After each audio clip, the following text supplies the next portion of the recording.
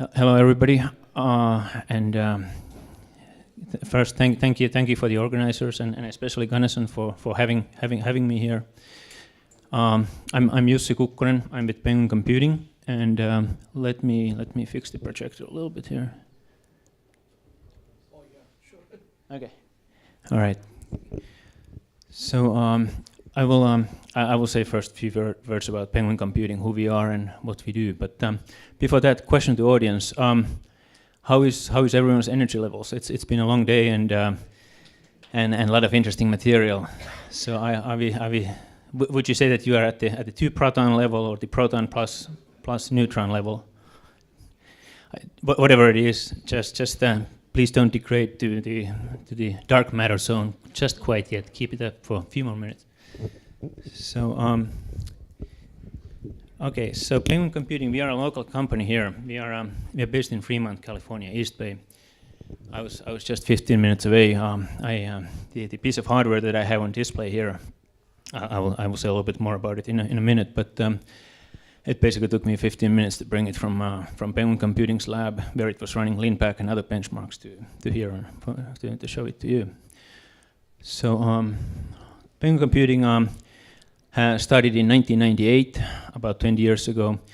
We were the second company in North America to focus on open source and providing and supporting hardware systems that were validated and supported when running Linux and other open source software stacks. So our roots are definitely in Bay Area. First 10 years, company was based in San Francisco. Since then, we moved to Fremont, and that's where we continue. Now, that being said, even though we are locally based and continue to operate here, we do operate worldwide. We currently have deployments in approximately 45 countries. So it's a global company, but continues to be based here. So my role at Penguin is I'm VP of Technology. I've been with the company for about, I think, soon 13 years. And my primary focus these days is to work with our international sales team and engagements and customers. So basically, there was a lot of fine presentations earlier today about the science and how AI is used and HPC and algorithms can be used for modeling the nature and nuclear physics and so on. Basically, our focus is basically providing those tools and platforms for the scientists to put the algorithms and models in practice.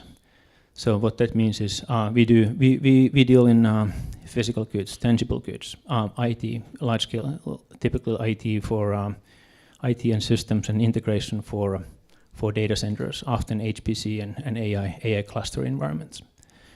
For example, on this opening page, the system in this picture, this picture is taken in customer premises. It's a big scientific instrument. It's basically a couple of rows, wall-to-wall rows of systems, HPC compute systems. It's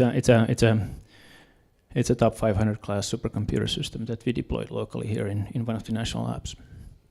This is hosted at Lawrence Livermore. So basically, for everything we do, the focus has always been on open source, enabling open source applications, operating systems, entire operational workflows based on open source based technologies. So often that means Linux. It also a lot of the HPC so-called infrastructure stacks, schedulers, job management, and so on. A lot of that is also open source, and that's where we have our subject matter expertise. So we know the hardware and how to size and design large-scale hardware solutions for this type of environments and operational models.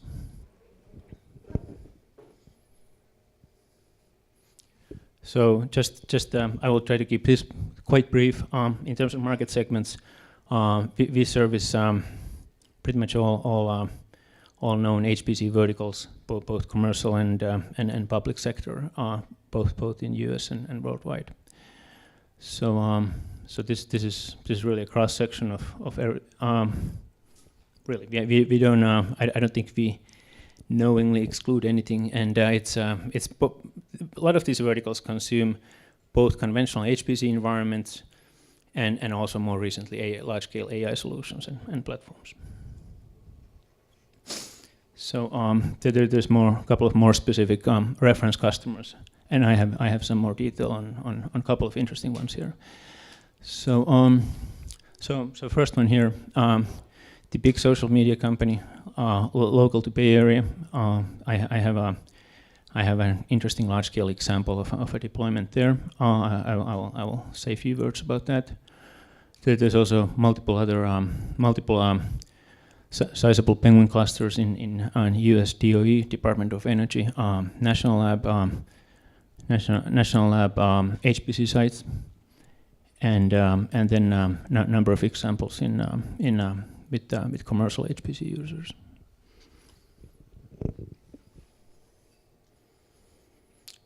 So basically, just to give you maybe a better idea of the type of instruments we build.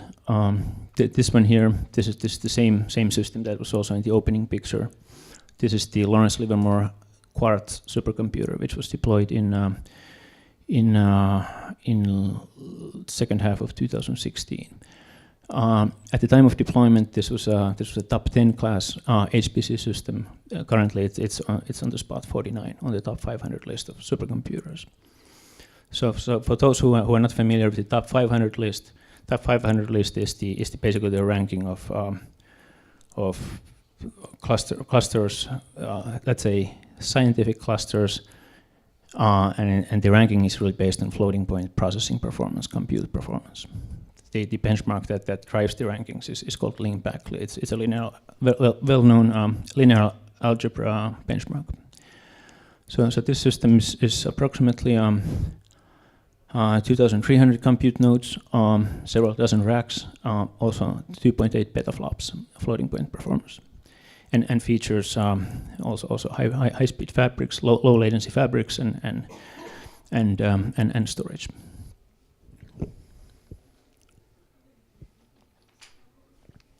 So that's an example of Penguin built HPC solution for what might be described large-scale conventional floating point intensive workload.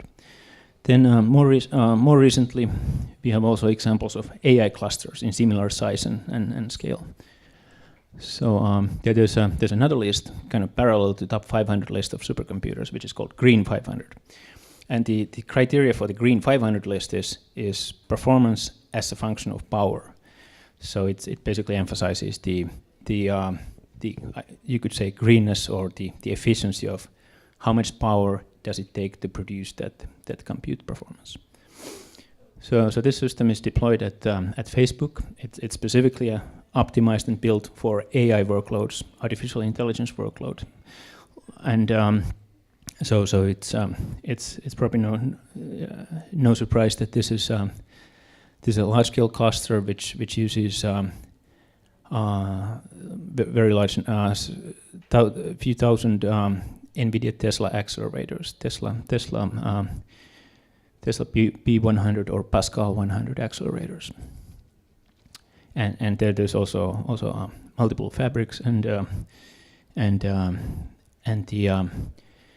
the whole basically Penguin's expertise in this type of deployments is around solution design, solution sizing, build out of the fabrics, multiple fabric topologies, storage attachment, and so on.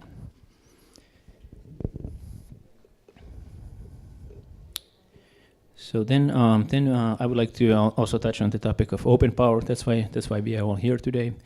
So Penguin has been an OpenPOWER Foundation and ecosystem member since 2015, since the I would say the early days of Power 8 generation systems. And so on that note, we have a product line of OpenPOWER, Power 8, and now very recently also Power 9 generation systems.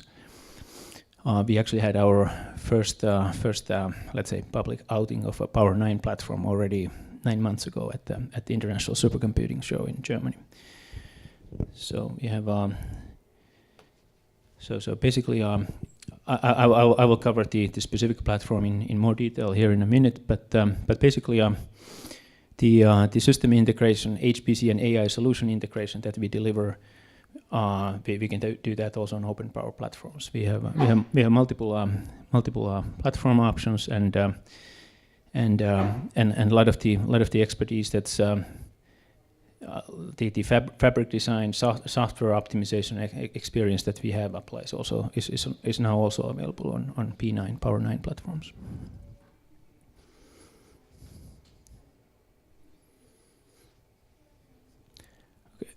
Okay, all right. Okay, so the system that I brought over here, we call it the name doesn't, the model designation doesn't quite roll off the tongue, but basically Penguin Magnus systems. This is a 2-rack unit system with dual Power 9 sockets, and it has also I/O capabilities to accommodate two Tesla class accelerators. Okay, so I will summarize the specs very quickly. So basically, for those not familiar with the Power 9, it actually comes in multiple flavors or in multiple different sockets. What we have in this system is called Lagrange. The code name is Lagrange. It's the most capable socket option, or the socket option with most memory and I/O capabilities. So we have a very rich PCIe Gen 4 and Gen 3 I/O subsystem, multiple expansion slots for accelerators and high-speed fabric interfaces and high-performance storage attachment. So basically, this particular platform is the first system to ship the PCIe Gen 4 I/O system commercially. And currently, at this point, the first practical use case for the PCIe Gen 4 is the upcoming, or let's say, upcoming or emerging 200 gigabit plus fabric interfaces from Mellanox, and we do also expect to see future Ethernet interfaces which can take benefit of which can take advantage of the PCIe Gen 4. We also have all the full capabilities of the Power 9 memory subsystem, truly stellar memory bandwidth, and then I already mentioned the accelerator capabilities. So you're all welcome to take a look at the system in person. I have it there on the side table. I also had some Penguin plushies here next to the system, but there was a big run on the Penguins. They're all gone. So. Yeah, they were gone in like 3 minutes after I unboxed them. But if you come to see us in Fremont in East Bay, just a few minutes away, we can do something about that. I will hook you up with more plushies. So let's see. So basically, there's a little bit more detail here about the Lagrange socket and its memory and I/O capabilities. I will skip this pretty quickly, but basically the main point here is that this is the most capable socket option for Power 9 CPUs. It gives you the most memory bandwidth, most PCIe express lanes and I/O capabilities. There are also other socket options which may be better suited for large-scale virtualization or hosting workloads, for example.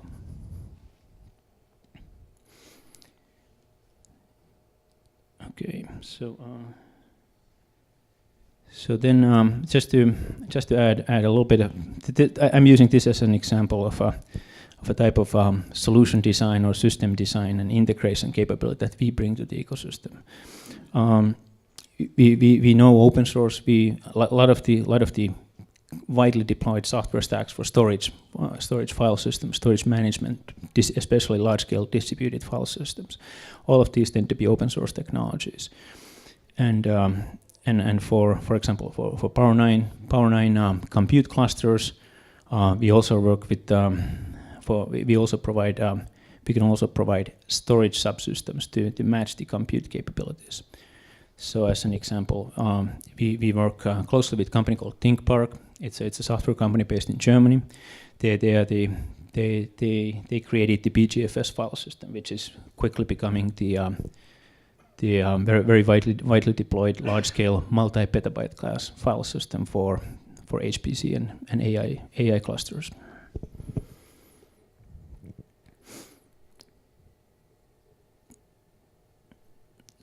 So basically, we have there's already a reference solution or reference implementation of the BGFS file system running on Power.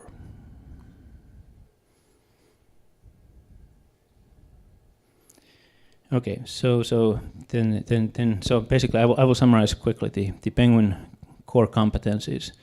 So it's basically large-scale HPC and AI clusters or on-premises cloud environments, which typically consist of compute storage, fabric interconnect, and services elements, and plus the infrastructure software that's used to manage and operate the environment. We can offer worldwide engagement, solution design capability, and post-sales support. Currently supported deployments in about 45 countries. And then we have Power 9 systems. We have one on display there. We can also accommodate evaluation, proof of concepts. We can either host those or in our labs in Fremont, or we can discuss the more specific system requirements in detail. So that concludes my presentation. Thank you. Any questions for Jussi? Maybe a couple of questions and then we'll wrap up. Okay. Please, go ahead. Do you design the boards yourself for these systems, or do you integrate boards that you get from some other company? We have in-house design capabilities in terms of mechanical design, and that includes multiple different rack form factors, the conventional 19-inch racks, but also the open compute racks. Approximately half of our business today and last year has been in OCP or open compute form factors. So we do not. We generally work with the ecosystem with our partners and suppliers for motherboards and for high-speed signal design. Any more question? You mentioned Linux, but which distribution? Let's say all the distributions generally follow the same upstream kernel releases, and in terms of commercial relationships, commercial support, we can offer commercial support for Red Hat, Ubuntu or Canonical's Ubuntu Linux, and also SUSE. In general, we don't shy away from any flavor of Linux if that's the right choice to run the workload. Okay. Any more questions? Thank you. Thank you.